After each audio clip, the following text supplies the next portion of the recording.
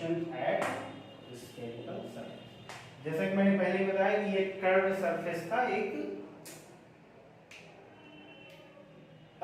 Particular case है, ठीक है। कर्व सरफेस तो कोई भी हो सकती है। अब कर्व सरफेस में भी स्फेरिकल सरफेस, कौन सी? स्फेरिकल। अब क्या होता है बेटा, जैसे कर्व सरफेस है, कोई भी कर्व सरफेस है, ध्यान दो कर्व सरफेस और स्फेरिकल सरफेस में अंतर क्या है, कितना अंतर आ जाएगा, कैसे वो हो जाएगा। अगर यही कर्व सरफेस है, ठीक, अगर हम देखें हर एक पॉइंट पे, हर एक पॉइंट पे इसका टेंजेंट यहाँ है, इसका नॉर्मल ऐसे है, बोलो, इसका टेंजेंट ऐसे है और इसका नॉर्मल ऐसे है। अच्छा, ये मैं नॉर्मल क्यों लगा रहा हूँ? ध्यान दो, जो भी अपना सेंटर होगा, centre of curvature, centre of curvature किसी कर्व सरफेस पे, ये टेंजेंट है इसका और ये नॉर्मल है, ये ध्यान देना है, टेंजेंट और ये नॉर्मल। तो सेंटर ऑफ कर्वेचर को हमेशा नॉर्मल पे ही आएगा। सेंटर ऑफ कर्वेचर कहाँ पे आएगा? नॉर्मल पे ही आता है किसी भी सरफेस का। जो सेंटर ऑफ कर्वेचर आएगा वो नॉर्मल पे ही आएगा। अच्छा, यहाँ पे अगर हमने कह दिया कि एक हमने कोई ऐसे सिंपल कर्व सरफेस ली और एक हमने ले लिया ऐसे spherical surface,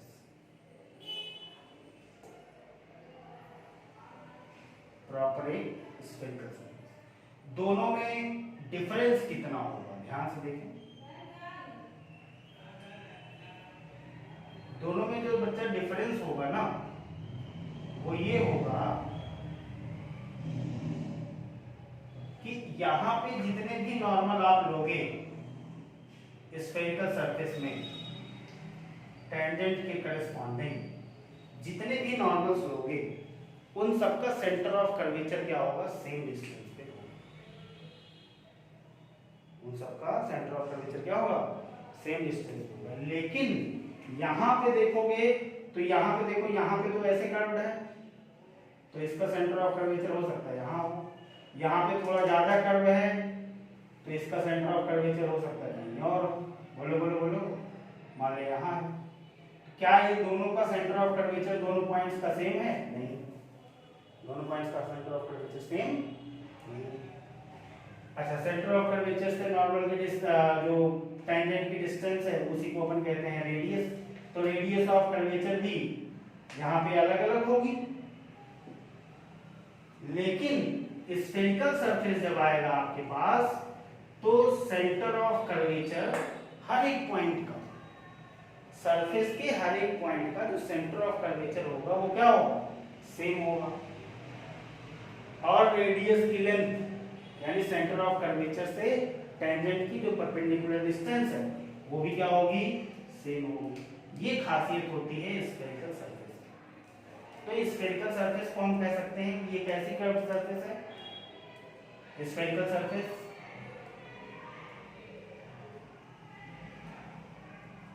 curve surface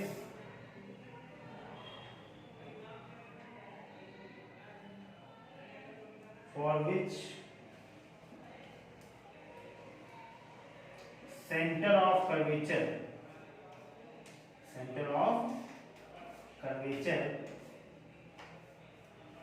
of all points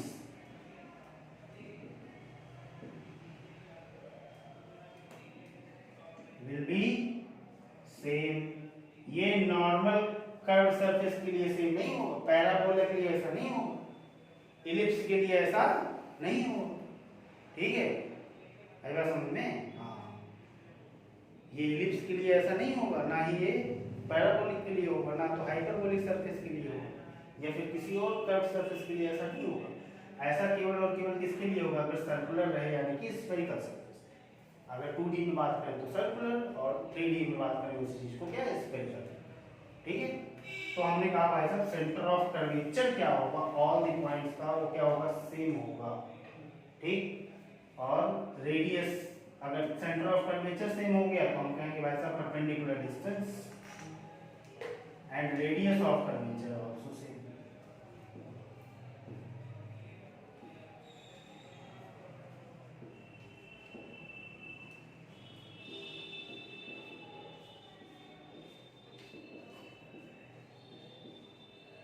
सभी पॉइंट्स का जो रेडियस ऑफ कर्वेचर होगा वो भी क्या होगा, सेम। ठीक। अब यहाँ पे ध्यान देने वाली बात ये है कि ये जो C है अपना, इसी को हम क्या कहेंगे, ये है सेंटर ऑफ कर्वेचर।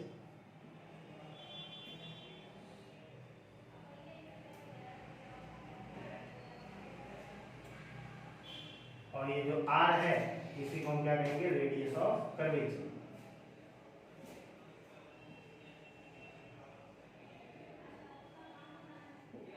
तो बच्चे यहाँ पे दो तरीके से देख सकते हैं कि स्फेरिकल सरफेस को हम दो तरीके से कट कर सकते हैं। कैसे? दो तरीके से कट कर सकते हैं। एक तो अगर हमने कट किया ऐसे,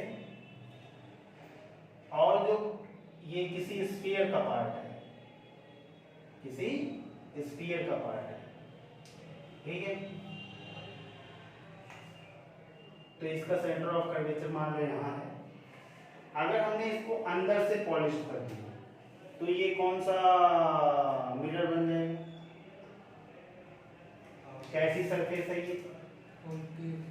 कौन सी रिफ्लेक्टिंग सरफेस देखो कैसी है। तो रिफ्लेक्टिंग कैसी है? कॉन्वेक्स। तो इसको हम कहेंगे ये है कॉन्वेक्स मिरर। क्या है? कॉन्वेक्स। ठीक। अच्छा, क्या इसमें कॉन्वेक्स और कॉन्केव नहीं बनेगा? क्या बनेगा इसमें भी। ठीक है। इसमें और इसमें अंतर क्या है? बस केवल इतना ही अंतर है। एक बात समझ में? हाँ, उसमें सेम नहीं है ये दोनों चीजें, और इसमें सेम है। ठीक है। अच्छा, ये कॉन्वेक्स मिरर हो गया। अब बेटा सेंटर ऑफ कर्वेचर से एक ऐसी लाइन ड्रॉ करो, ठीक है, एक ऐसी लाइन ड्रॉ करो जो कि इस पूरे के पूरे मिरर को दो इक्वल पार्ट्स में डिवाइड, दो इक्वल हाफ में डिवाइड कर दो। ठीक। उस लाइन को, इमेजिनरी लाइन को हम कहते हैं प्रिंसिपल एक्सिस। क्या कहते हैं? Principal axis. आधा ऊपर और आधा नीचे। अच्छा, ये जो प्रिंसिपल एक्सिस जहां पे कट करती है मिरर को, उसको हम कहते हैं पोल। क्या कहते हैं? तो ये हो गया अपना पोल, ये हो गया अपना C for centre of curvature.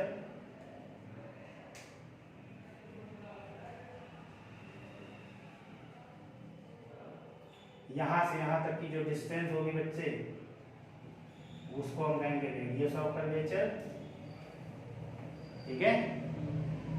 और ये जो लाइन है, इमेजिनरी लाइन, जो टू इक्वल हाफ में ब्रेक कर रही है और सेंटर ऑफ कर्वेचर से और पोल से होके, यानी एक लाइन जो सेंटर ऑफ कर्वेचर और पोल से होके जाए, उसको हम क्या कहेंगे?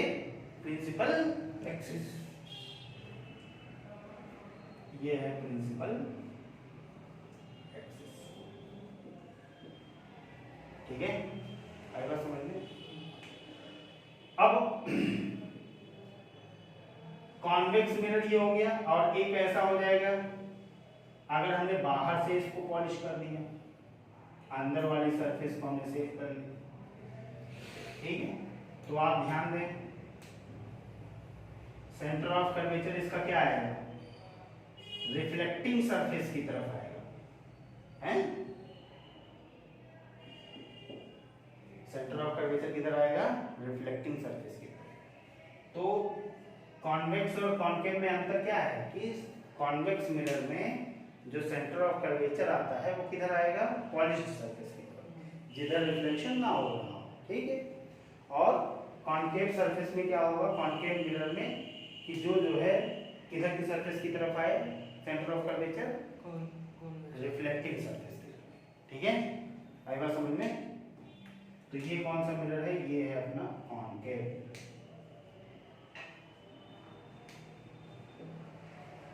ये इधर पॉलिश्ड सरफेस है,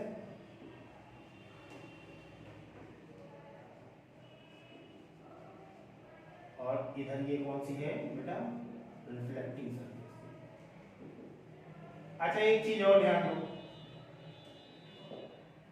कभी कभी बच्चा कंफ्यूज हो जाता है, कहता है अगर ऑब्जेक्ट यहां रख दूं, ठीक है, तो क्या यहां रख सकते हो? क्या इमेजिन कर सकते हो, केवल इमेजिनरी ऑब्जेक्ट इधर हो सकता है, ठीक है, क्योंकि अगर रियल ऑब्जेक्ट इधर होगा बच्चा तो इधर से तो रिफ्लेक्ट ही नहीं होगा। तो हमेशा जो रियल ऑब्जेक्ट होगा वो किधर की तरफ रखा जाएगा, रिफ्लेक्टिंग सरफेस के सामने। Real object we always be placed in front of reflecting surface, not in front of polish surface, ठीक है, क्योंकि पॉलिश सरफेस की तरफ अगर आप रख दोगे तो उसका कोई भी रिफ्लेक्शन होने वाला नहीं, ठीक है। पॉज कितना मिनट हो गया, इसको आप चाहे तो नोट कर लेना, चाहे तो ऐसे केवल देख लो। फोकस एंड फोकल लेंथ एक बार देखे हुए हो ना, बताया हुआ है ना ये तो पहले, फोकस एंड फोकल लेंथ, ठीक। तो हमने कहा सपोज दैट कि अपने पास कोई एक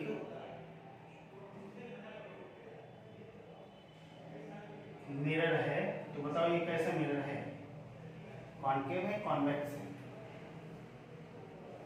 ये कॉनकेव है, और स्फेरिकल मिरर है, कैसा मिरर है, स्फेरिकल। हालांकि इसकी साइज जो है वो बहुत छोटी है, मैंने इतनी बड़ी बना दी है, ठीक है। अच्छा, साइज छोटी होती है तो हम जो है ये मान के चलना कि यहाँ पे जो भी रेज यूज होंगी केवल और केवल मार्जिनल रेज और पैरेक्सियल रेज होंगी, ठीक है। मतलब जो नॉर्मल से बहुत कम एंगल बनाए, नॉर्मल से बहुत छोटा एंगल बनाएंगी, और जो प्रिंसिपल एक्सिस के आसपास रहेंगी, प्रिंसिपल एक्सिस से बहुत दूर नहीं होंगी, हम ऐसे ही रेज की बात करेंगे, ठीक है। अच्छा, दूर नहीं होंगी, हाँ बहुत दूर नहीं होगी, और नॉर्मल जहाँ पे वो इंसिडेंट होंगी ना उसके साथ बहुत कम एंगल बनाएंगे, ठीक। अगर कम एंगल बनाएंगे तो हम कहेंगे वो पैरेक्सियल रेज है, और अगर आसपास में प्रिंसिपल एक्सिस के बहुत दूर नहीं हुई तो वो कौन सी एक्सिस है, मार्जिनल रेज है, ठीक है। अच्छा, हालांकि ये साइज बहुत छोटी है, मैंने इसको इलाज करके दिखाया है समझने के पर्पज से। तो ये मान के चलना कि जो भी हम यहाँ पे साइज बनाने वाले हैं बहुत छोटी साइज होगी वो, ठीक है, उसको हम बड़ा करके बना रहे हैं, ठीक है, समझने के लिए। अभी हमें देखना है कि फोकस क्या होता है। अगर बता ये मान लो कॉनकेव मिरर है तो ये इसका पोल हो गया, सेंटर ऑफ कर्वेचर कहाँ होगा, रिफ्लेक्टिंग सरफेस की तरफ होगा कि सामने होगा कि बाद में होगा, पहले होगा। तो सेंटर ऑफ कर्वेचर सपोज यहाँ पे है। अब सेंटर ऑफ कर्वेचर और पोल को मिलाती हुई कोई लाइन खींच दें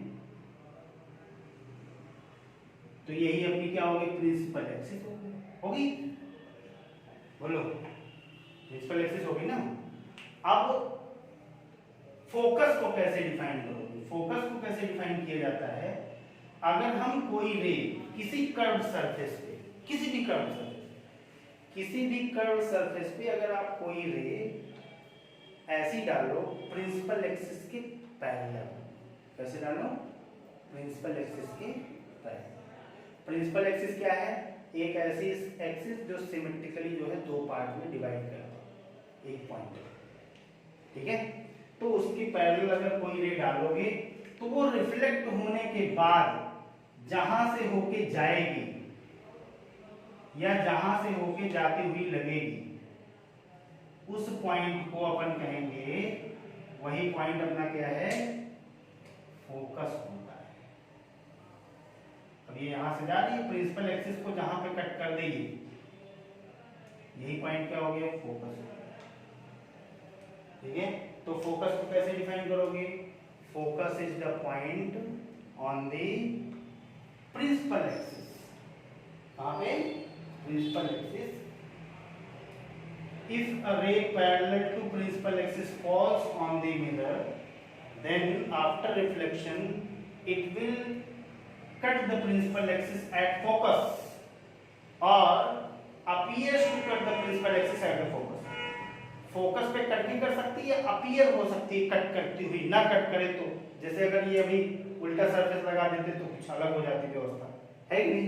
अगर मान लो हमने कह दिया ऐसा हो जाता, ये वाली सरफेस कॉन्वेक्स हो जाती तो क्या होता भाई, ऐसे आई पैरेलल टू प्रिंसिपल एक्सिस और फिर रिफ्लेक्ट होने के बाद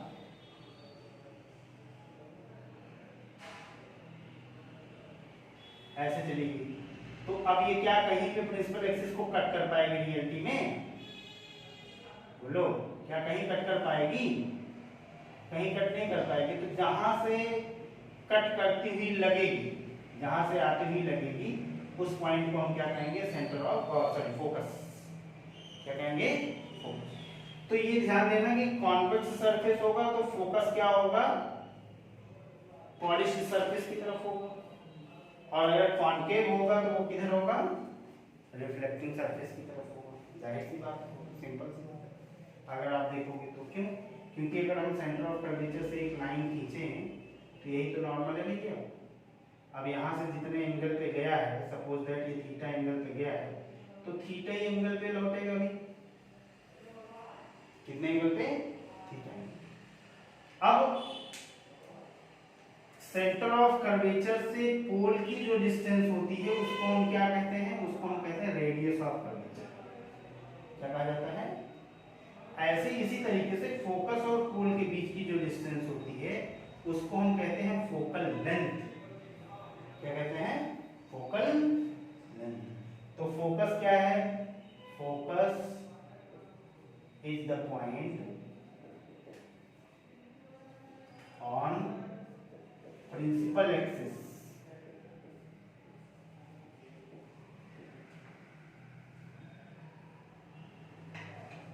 at which incident ray parallel to principal axis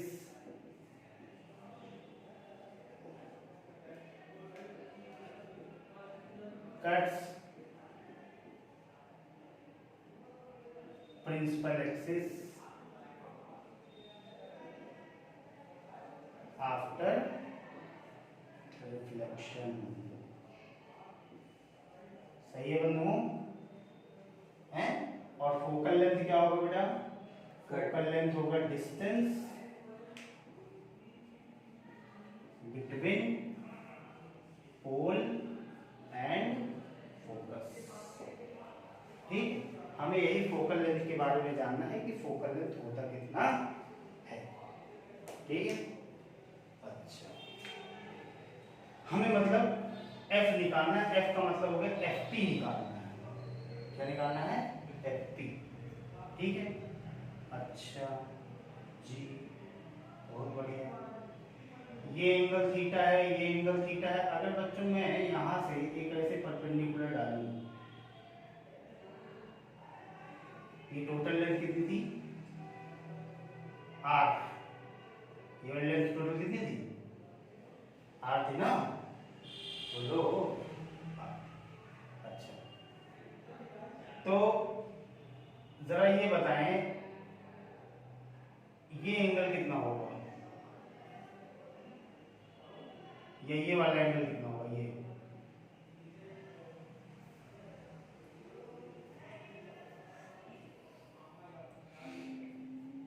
कितना?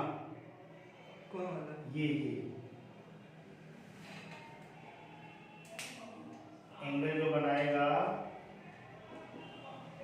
Radius of curvature with principal axis. Theta. कैसे? ये पैरेलल है, ये टेंजेंट। अरे वो दो पैरेलल लाइन और ये होगी ना, वाला क्या क्या कह रहा है? अल्टरनेट इंटीरियर है। वही अल्टरनेट इंटीरियर एंगल जो कह रहे हैं। अल्टरनेट इंटीरियर पक्का?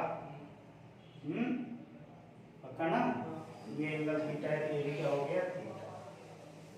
अच्छा, ये थीटा हो गया, ये थीटा हो गया, तो इसका मतलब ये वाली डिस्टेंस भी r/2 है और ये वाली डिस्टेंस भी r/2 है। हाँ या ना बोलो? मान लो ये पॉइंट ले लो, आप n ले लो और इस पॉइंट को ले लो m। ठीक है, हमें निकालना क्या है बेटा? fp निकालना है। fp निकाल लें हम, या फिर हम क्या निकाल लें? cf निकाल लें, और हम कह दें r - cf क्या हो जाएगा? फोकल लेंथ हो जाएगा ना? तो हमें क्या निकालना आसान है? cf निकालना आसान है। कैसे? क्योंकि एफ पी बराबर C F, sorry F P बराबर C P minus C F. F P क्या है? फोकल लेंथ एफ है। सी पी कितना है? Radius of curvature minus C F, बात आ गई। सी एफ कितना? सी एफ कितना?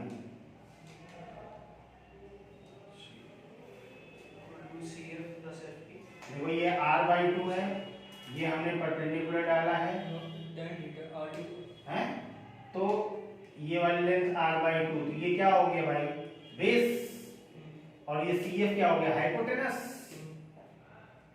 और ये थीटा। अब बेस, हाइपोटेनस और थीटा, अगर मैं cos थीटा लिखूं तो क्या लिखूंगा? r by 2 upon C F. cos theta अगर मैं लिखने जाऊंगा तो क्या लिखूंगा? r by 2 upon C F.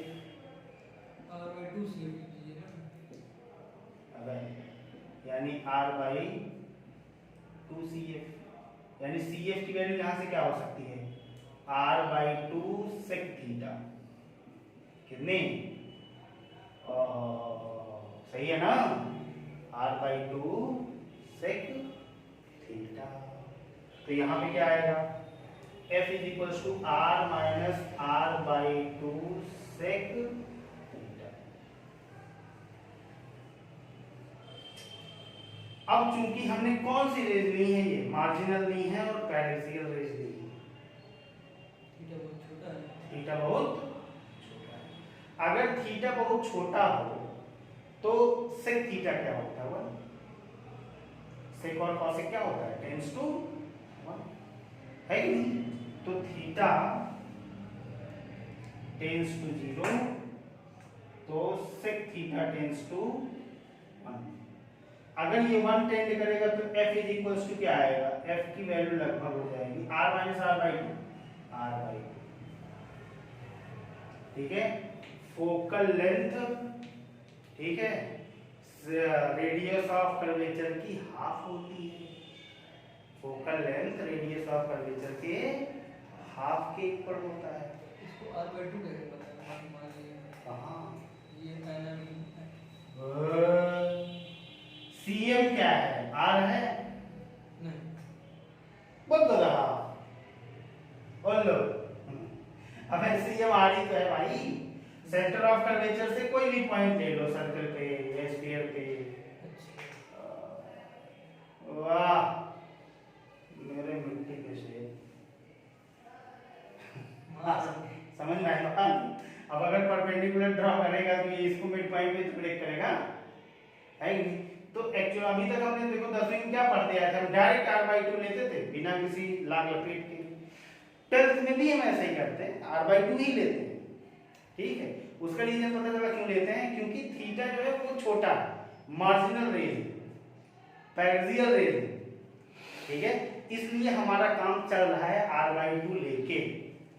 और क्या r बाई 2 एक्चुअल में होता है? नहीं, r बाई 2 एक्चुअल में नहीं होता। r बाई 2 से कुछ छोटा ही होता है। ध्यान से देखिए, r बाई 2 से कुछ, क्योंकि सेक थीटा हमेशा 1 से बड़ा होगा और सेक थीटा 1 से बड़ा, तो इसका मतलब r में से r बाई 2 से कुछ ज्यादा माइनस करोगे, तो r बाई 2 से कुछ ज्यादा माइनस करोगे तो इसका मतलब r बाई 2 से हमेशा छोटा होता है। ठीक है? तो ये कभी मत कह देना r बाई 2 के हमेशा इक्वल होता है। नहीं, r बाई 2 से हमेशा छोटा होता है, लेकिन हम उसको मान लेते हैं r बाई 2 के बराबर। ठीक? एक्चुअल ये है फोकल, ठीक? एक्चुअल फोकल लेंथ क्या है? r minus r by 2 sec theta. ठीक है? जो कि r बाई 2 से कुछ कम है। समझ में? दिमाग के कोने में रखना कि फोकल लेंथ क्या होती है? r बाई 2 से कुछ छोटी होती है, लेकिन मतलब दिल में रखना, लेकिन दिमाग में क्या रखना अपने को? f बराबर होता है r बाई 2। कितना होता है? क्योंकि दिमाग लगाना, तुम्हें सवाल लगाओगे तो वहाँ दिल वाला मामला फिर गड़बड़ हो जाएगा। ठीक है? हाँ, तो 5 अगर दी है तो फिर तो लगाओ। वैसे ऐसा क्वेश्चन पूछता नहीं है।